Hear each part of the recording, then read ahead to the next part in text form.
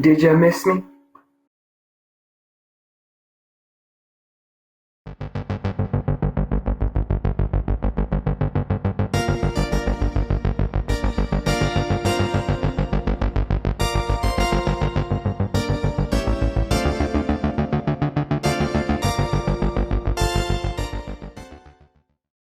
Hello everybody, and welcome back to Hat in the Ring, where today I have prepared a very special 4th of July episode.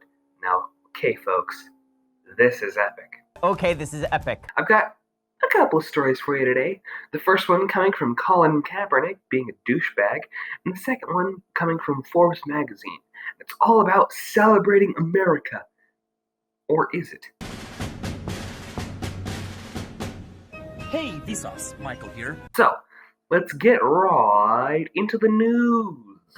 This first story comes from Fox Business. Colin Kaepernick may not totally understand who Betsy Ross is, Dr. Alveda King says. Dr. Alveda King on the Nike controversy. It's unfortunate that we're fighting over sneakers. I completely agree. This whole thing over sneakers is absolutely idiotic, mostly because Colin Kaepernick is a piece of shit. But hey, Dr. Alveda King, niece of Dr. Martin Luther King Jr., gives her take on Nike pulling its Betsy Ross flag sneakers. The Betsy Ross flag sneakers? That's what you're angry about? It's not a Nazi flag. It's not a communist flag. It's the Betsy Ross flag that you're angry about? Really? The niece of civil rights leader Dr. Martin Luther King Jr. responded to the Nike Betsy Ross flag speaker controversy involving former NFL quarterback Colin Kaepernick by questioning his historical knowledge of the American flag maker. Quote, "I'm not so sure Brother Kaepernick even totally understands who Betsy Ross is," Alveda King said in an interview with Fox Business Neil Cavato on Wednesday. "It's kind of unfortunate that we are fighting over sneakers when we should be celebrating living in the best country on the planet." I agree. America is the best country in... I find it hilarious how many people, despite living in America and all of their benefits from their life coming from America, are still somehow anti-America. How does that happen? I just don't understand. For example, I got into an argument on Facebook the other day, and I know everybody's had those Facebook arguments, and I know I probably shouldn't get into arguments with some of these idiots, because fighting with an idiot is like playing chess with a pigeon. No matter how good you are, no matter how well you play, the pigeon is just gonna walk around, knock over all the pieces, shit on the board, and strut like it's victorious. Fighting with a liberal, no matter how well you argue, they're going to call you a racist. Classic leftist. When somebody beats you in an argument, call them a racist. But to me, what was funny about this argument was that he was saying that America is not responsible for some of the greatest achievements in human history. I completely disagree. The automatic transmission, the light bulb, the car, nuclear power, the airplane, the gas mask, the zipper, indoor plumbing advancements. You're telling me all of these things were not beneficial to human history? I beg to differ. Our second story today comes from Forbes magazine, celebrating America's first Independence Day under a president who wishes he were king. Not to mention, this came out just a few days ago in 2019. Trump has been president for 3 years. Did the Hulk just Thanos snap this guy back into existence?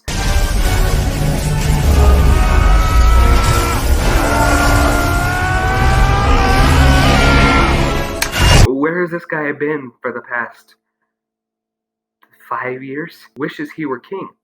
Do you have any direct evidence of him saying, I want to be a king? No? That's weird. This story also comes from Pedro Nicolaki da Costa. You tell me, is that the face of a Pedro? No, that is not a Pedro. That is very white. Shut up, Luke. This photo I like. This I very much like.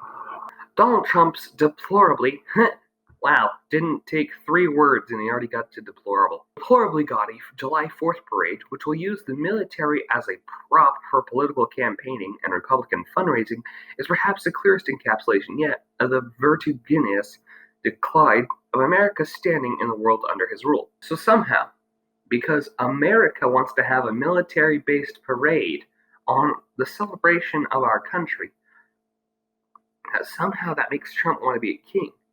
What about, I don't know, France?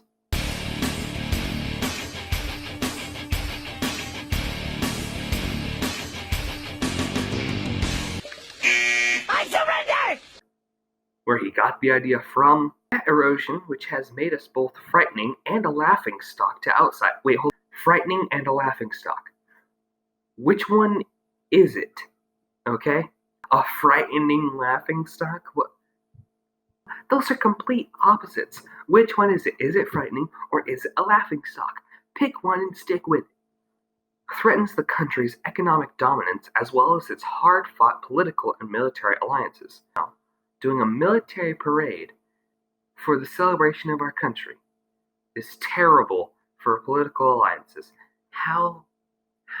What kind of mental gymnastics are you doing? That, in turn, could imperil the ability of future policymakers to bring the United States back from the brink.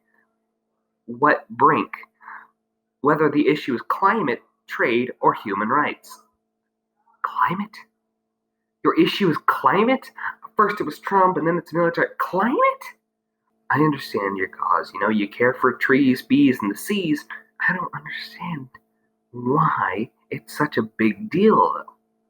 I mean, maybe, just maybe, climate change isn't as big of a deal as we are making it out to be. Trade or human rights. Human rights. I'm sorry, I thought this was America. The place where you literally have the most human rights in the world. Okay? Go to any other country and show me one country that has as many rights as America. Anybody at all. Show me one. Think about it. This is the first Independence Day in American history to be celebrated under a president who openly and wistfully wishes he were, well, king. No, that's not true at all. No matter how many times you say it on Twitter, Facebook, and Tumblr, it's not going to make it true. Put differently, the man literally longs for the very monarchy whose overthrow we were supposed to be celebrating, and his cheesy military exercises are a symbol of that would-be pomp. No, he doesn't. You're an absolute moron. Let's look at the record. Trump is the first and only American president to openly flout just about every institution that is sacred to democracy. God, is this going to be another Russiagate thing again? I don't want to do another Russiagate thing again. It's so boring now. It's just, my God, it's just the exact same arguing points. And then you demolish it, and that they say that I'm somehow part of the Russian conspiracy theory. That was an actual thing, I shit you not. He offers insistent praise and sycophantic defenses of murderous dictators like North Korea's Kim Jong-un, Saudi Arabia's Mohammed bin Salman, widely believed to have been ordered the gruesome killing of Washington Post columnist Jamal Khashoggi, and of course, longtime buddy Vladimir Putin. There it is. There's the Trump-Russia thing. Again, with the Trump-Russia collusion thing, it's just not a thing. No matter how many times it has been debunked, for some reason to keep on running with the story. Disproved by Project Veritas when they went undercover at CNN. It was disproved by the Mueller report itself, saying that there was no collusion. How many times are they just going to keep on just running with the story even though it's completely falsified? North Korea? Maybe, just maybe, getting along with somebody who could destroy your country is a good thing. Trump is an advertent climate touter, having withdrawn from the Paris Climate Agreement and thereby endangering the future of the planet itself. Oh no. Oh no! Oh, terrible. The entire planet is in danger. Is it? Is it really? You want to talk about carbon footprint? You want to talk about climate change? You want to talk about pollution? How about China? How about India? Just take a look at Asia as a whole and get after them, not us. He regularly attacks the very concept of a free press. No, he attacks the concept of a dishonest press.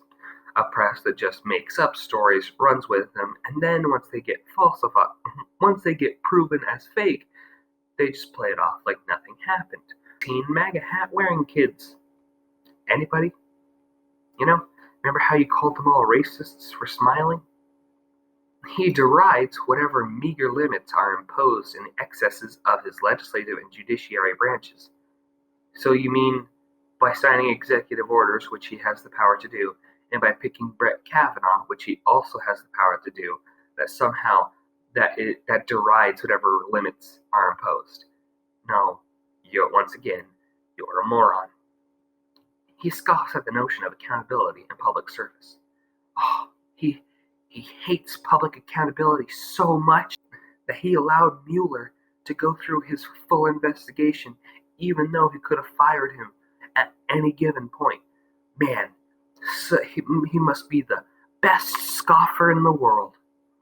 Trump also violates the Constitution's emoluments clause on a daily basis simply by not having divested from his asset holdings before taking over the presidency. So the guy has enough money to give every man, woman, and child on earth $1. And somehow you're saying that that giving up all of that money is a good thing. What? This is an extremely corrupt president. No, hold on. He's not taking in any money from outsiders. Taking money from somebody on the outside and then playing to what they want is corrupt. That will be hard to break in future presidencies, barring new legislation, and one which puts the United States on par with the suitcase full of cash kind of corruption generally associated with poor, less developed nations. Ah yes, poor, less developed nations that keep on coming to our country illegally. Global confidence in the United States is a key to the country's long-standing economic power and influence. In just a couple of short years, Trump has squandered much of the country's political capital. That's not true. It remains to be seen whether our next president, presuming we don't actually revert to a monarchy or rose, will be able to reverse the damage. Ah, yes, the damage. What damage? Damage like, I don't know, securing the release of 19 people, including 16 Americans from foreign captivity, the damage of delivering his promise to the forgotten Americans, the damage of working with Democrats and Republicans to pass important legislation, the damage of issuing in a golden age women in the CIA, the damage of his push to expand domestic energy production, damage of fixing the U.S.'s relations with North Korea, damage of pulling out of the Iran nuclear deal, or maybe the damage of standing by Brett Kavanaugh. Or is that the damage you're talking about? But on a positive note, I love my country. I love America, and I hope you have a very, very happy 4th of July. Now, in the meantime, I'm going to go roast some hot dogs, have a couple s'mores, have a slice of nice apple pie. That actually does sound pretty good. You have a very happy 4th of July. Until next time, I'm Chase Hukel from SJW Central. This has been Hat in the Ring.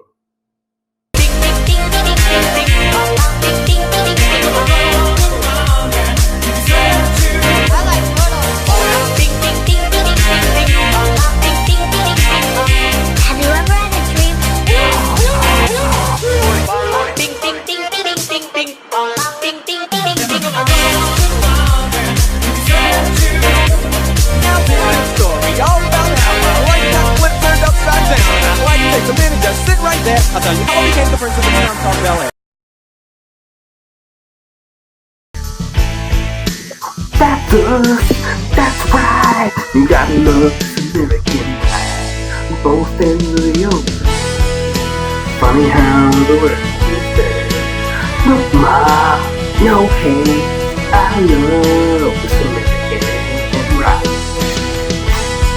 Gotta love life. Da na na na na na na na na. na na na na na na na na na.